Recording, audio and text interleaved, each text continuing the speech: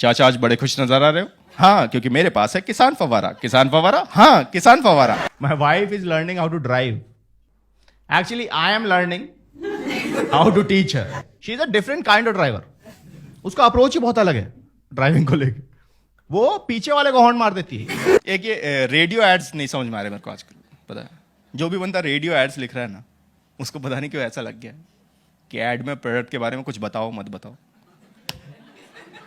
बस 3-4 बार नाम ले लो उसका जल्दी जल्दी। नमस्कार दोस्तों, आज उन लोगों को सलाम करने का दिन है, उन लोगों को सैल्यूट करने का दिन है जो हमारे लिए जद्दोजहद करते हैं, जो 2 साल पिछला कोविड का रहा था। और आप समझ सकते हैं मैं किन की बात कर रहा हूं, जिन्होंने दिन नहीं देखा, रात नहीं देखा, जो उनको कपड़े पहनाए जाते थे, जो पीपी किट पहनाई जाती थी, 24-24 घंटे तक वो पहने रहते थे और उफ तक नहीं करते थे। किसके लिए? आम जनता के लिए। आम जनता के लिए ही वो सर्विसेज दे रहे हैं थ्रू। जब से अगर बात की जाए, चिकित्सक हिंदी में कहा जाता था, पहले वैद्य होते थे और जब इंग्लिश वर्ड आ गया तो उन्हें डॉक्टर कह दिया गया। तो आज हैप्पी डॉक्टर्स डे है और इस वक्त मेरे साथ हैं देवेश दीक्षित जी। इंडियन कॉमेडियन हैं और स्टैंड अप कॉमेडी करते हैं। अलग अलग प्लेटफॉर्म पर लगातार इन्हें देखने को मिलता है। किसी भी स्टेट की बात की जाए, लगातार इनका जो, अगर आप देख लेंगे, जो ये अपडेट देते हैं, तो कभी एक दिन किसी स्टेट में होंगे, दूसरे दिन किसी स्टेट में होंगे और तीसरे दिन किसी और स्टेट में होंगे। और आज हमारे जम्मू कश्मीर में है, खासकर मैं जम्मू की बात कर रहा हूँ। आज अंथम होटल में इनकी परफॉर्मेंस है शाम को और अभी ये हमारे साथ हैं। डॉक्टर्स डे के लिए आज इन्हें इनवाइट किया गया है। और सर, पहले तो आपका जम्मू में स्वागत है। Thank you sir, thank you so much. Stand up comedy आप लगातार कर रहे हैं, अभी यही आपका प्रोफेशन है? जी, पूरे तरीके से यही कर रहे हैं। कब इसकी शुरुआत हुई थी? कब आपको लगा कि मुझे अभी इसी में चले जाना चाहिए? सर, शुरुआत तो 2015 में मैंने की थी, पर इनिशियली 2-2.5 साल मैंने जॉब के साथ साथ ही स्टैंड अप किया था। ओके।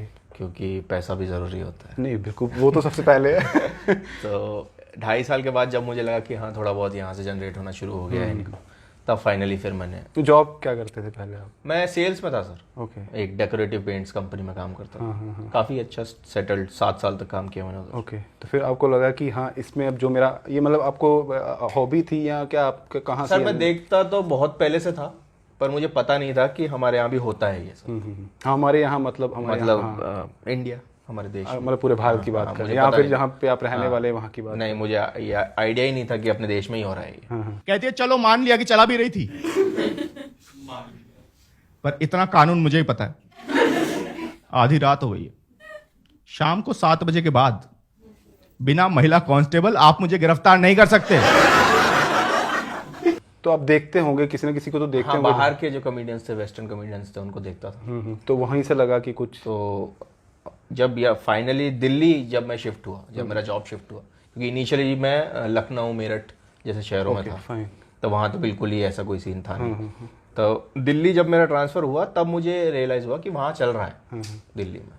तो फिर वहाँ जो ओपन माइक सर्किट होता है अंडरग्राउंड, वहाँ पे मैंने ट्राई किया। तो वहाँ पे कुछ कॉमेडियंस, सीनियर कॉमेडियंस ने फाइनली मुझे स्पॉट दिया एक माइक में। तो कहीं ना कहीं एक स्पार्क सा रहता है बचपन से ही, शायद वो हम शरारतें ऐसी करते हैं या घर में ऐसा कुछ माहौल रहता है, या स्कूल में या कॉलेज में या यूनिवर्सिटी में आपका वो रहा था, या फिर जब देखा जब आप बड़े हो गए थे, जब आप जॉब करने लगे थे, उसके बीच में ही 18+ हो गए थे, तब आपको देखा कि हाँ यार, कॉमेडियन कुछ कर रहे हैं, मुझ में भी ये स्पार्क सा दिखता है, मुझे भी ये करना चाहिए? सर, बचपन से ही ये हंसी मजाक का तो था ही। मतलब वो क्लास में हर टाइम यही सब चुटकुले ही सुना रहा था मैं जिंदगी भर। और दूसरा, पब्लिक स्पीकिंग में भी मेरा होल्ड थोड़ा अच्छा था, क्योंकि मैं डिबेट्स वगैरह में पार्टिसिपेट करता था।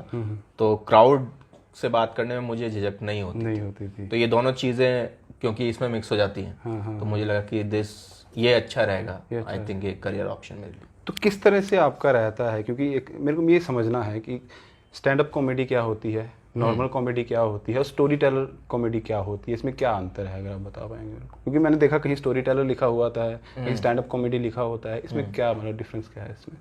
सर, बेसिक डिफरेंस इतना ही रहता है कि कॉमेडी और स्टोरी टेलिंग में कहानी और चुटकुला 2 अलग अलग चीज़ें हैं। कहानी की एक शुरुआत है, एक मध्य है, एक अंत है। लेकिन चुटकुले का कोई ज़रूरी नहीं, चुटकुला तो एक लाइन का भी हो सकता है। ओके। पर आजकल अमलगमेट हो रहा है, मतलब सब मिक्स हो रहा है। आप स्टोरी भी कर सकते हो, उसको ह्यूमरस स्टोरी टेलिंग भी हो रही है। और मतलब चुटकुले भी काफ़ी लंबे लंबे, लोग 20-20 मिनट के चुटकुले भी सुनाए जा रहे हैं। तो अभी काफ़ी मिक्स हो रहा है, लोग अपनी अपनी आर्ट फॉर्म अपने हिसाब से चेंज कर रहे हैं। अभी क्योंकि ये जिस तरह से जो अभी सिचुएशन देखी जाए पूरे भारत में, तो इंटरनेट का काफ़ी ज़्यादा योगदान रहा है इसमें। यूट्यूबर्स काफ़ी ज़्यादा आ गए हैं, तो आप भी उसी में हैं। आपको सिल्वर जो मिला है 2019 में शायद मिला है आपको। हाँ, मैंने देखा आपका प्रोफाइल देखा, उसमें 2019 में लिखा हुआ है। तो क्या अप्रोच रहती है कॉमेडियन की, किस तरह से वो अपनी स्क्रिप्ट तैयार करते हैं, किस तरह से क्या वो अपने आगे पीछे की चीज़ें देखते हैं? क्योंकि यही कहा जाता है कि जो मैं अपने आगे पीछे देखता हूँ उसी को अपनी कॉमेडी में लेकर आते हैं। तो आपकी क्या अप्रोच रहती है उसमें? हाँ, जो आपके आसपास का अनुभव रहता है आप उसी के बारे में लिखते हो। और प्रोसेस ये रहता है कि जनरली जो चीज़ मुझे फनी लगी वो मैंने नोट डाउन कर ली, और फिर ओपन माइक्स होते हैं, वहाँ पे ऑडियंस के सामने ही ट्राई किया जाता है। तो ऑडियंस ही फाइनली बताती है कि ये फनी है कि नहीं, फनी है कि नहीं है, पंच फूटा कि नहीं फूटा। हाँ, तो वही उस थॉट को आप 10, 20, 50 बार अलग अलग ऑडियंस के सामने ट्राई करते हो। जब फाइनली ये क्लियर हो जाता है कि हाँ फनी है, तभी उसे शो में किया जाता है। फर्स्ट डे में जब आपने पहली बार परफॉर्म किया ऑडियंस के आगे और आज के दिन में जो डिफरेंस है उसमें आपने क्या देखा? ऑडियंस में या अपने आप में देखा कि पहले उस तरीके से नहीं था, फाइनली करते करते करते वो कंसिस्टेंसी रखी और अब जाके कुछ अलग माहौल बन गया है? कुछ है? सबसे ज्यादा फर्क तो सर स्टेज पे आपकी सहजता का आता है, क्योंकि पहली बार तो वहां जाके बोलना ही बहुत बड़ी बात हो जाती है। और तब से लेकर फिर अगर 6-7 साल आप करते रहो लगातार, तो आपको खुद ही महसूस होने लगता है कि अब स्टेज पे जाने में उतना असहज महसूस नहीं होता। तो जम्मू में पहले भी आप आ चुके हैं या फर्स्ट? जम्मू में सर परफॉर्म करने तो पहली बार ही आया हूँ। ओके, तो हाँ, ऐसे आप वैसे आ चुका हूँ। वैसे आप वैष्णो माता या? हाँ जी, हाँ जी, हाँ जी। Okay okay. तो परिवार का किस तरह से सहयोग रहता है? क्योंकि आपने प्रोफेशन बिल्कुल अलग कर लिया, पहले आप सेल्स में थे, देन आप यहाँ आ गए, तो परिवार का किस तरीके से सहयोग रहा? परिवार का सहयोग तो सर बात ऐसी है कि ईमानदारी वाली बात बताऊं तो थोड़ा मैं प्रिविलेज बैकग्राउंड से हूँ, तो उसका बहुत फर्क पड़ता है। अच्छा। तो इसलिए परिवार का कभी भी ऐसा नहीं था कि उन्हें, क्योंकि मैं क्या कर रहा हूँ उससे उन्हें फर्क नहीं पड़ता इतना, तो इसलिए वो काफ़ी सपोर्टिव थे कि जो आपके मन में आया करो। अच्छा, तो पहले से ऐसा चल रहा है कि जैसा आप करना चाहें वो कर सकते हैं, लेकिन अच्छा होना चाहिए। हाँ, लेकिन उसके लिए प्रिविलेज बहुत बड़ी चीज़ है। नहीं, वो तो है, वो तो है। अभी जो कॉमेडियन आ रहे हैं, क्योंकि आपको लंबा अरसा हो चुका है, अभी जो कॉमेडियन आ रहे हैं बहुत सारे, क्योंकि अभी ये चलन चल पड़ा है, कभी सिंगिंग होती है, सिंगर निकल के आता तो सिंगिंग ही सिंगिंग चलती है, डांसर आता तो डांसर, अभी कॉमेडियन का एक चलन चल पड़ा है। तो आप किस तरह से इसे देख रहे हैं कि ये सही है, अच्छा चल रहा है? क्योंकि कहीं अलग अलग तरीके के कॉमेडियन भी निकले, तो आप इसको किस तरह से देखते हैं कि क्या ये सही? नहीं, बड़ी अच्छी बात चाहिए। जितने अलग लोग होंगे उतनी अलग तरह की जनता जुड़ेगी, क्योंकि एक तरह के परफॉर्मर को देखने के लिए लिमिटेड जनता ही आती है।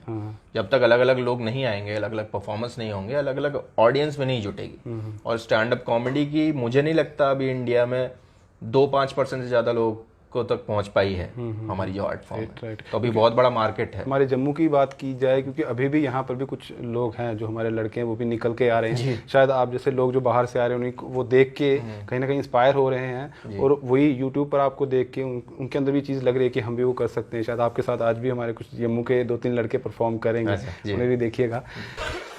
भाई बैठ जा, पानी पी। क्या हुआ है?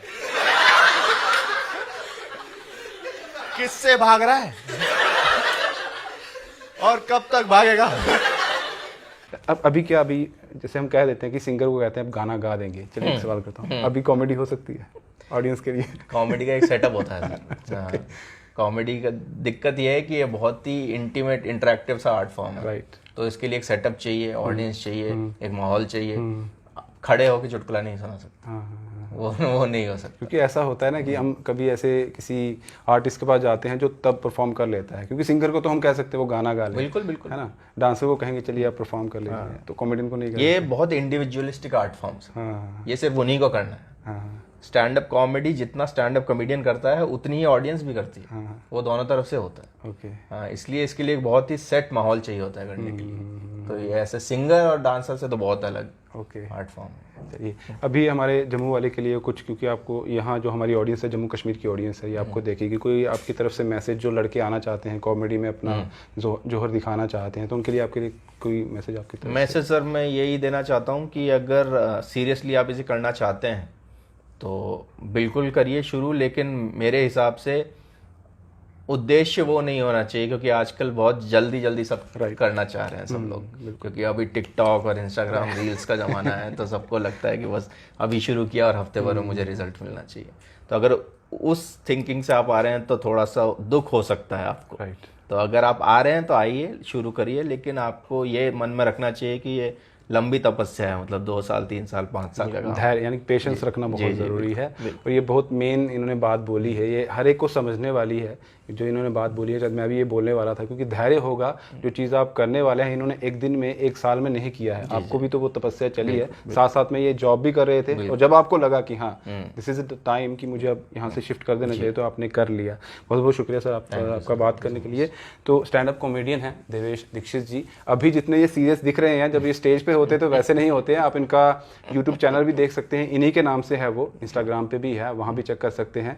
और जो इन्होंने वीडियोज़ बनाई है, जो इन्होंने वो ह्यूमर क्रिएट किया है, जो कॉमेडी क्रिएट की है, जिस तरह से इन्होंने वो लिखा है, आई डोंट नो किस तरह से वॉच करते हैं, क्या समझते हैं, क्योंकि लिखना बहुत बड़ी आर्ट होती है, और देन उसके बाद परफॉर्म करना स्टेज पे आके और ऑडियंस से बात करना, इंटरेक्ट करना, उनको अपने साथ लेकर जाना, ये एक मिराकल ही होता है। और ये देवेश दीक्षित जैसे कॉमेडियन या कोई भी निकल के आता है तो वही कर पाते हैं। सर बहुत बहुत शुक्रिया। तो दीजिए इजाज़त, दीपक भंडारी के साथ Rahul Singh, the state sentinel के लिए। नमस्कार।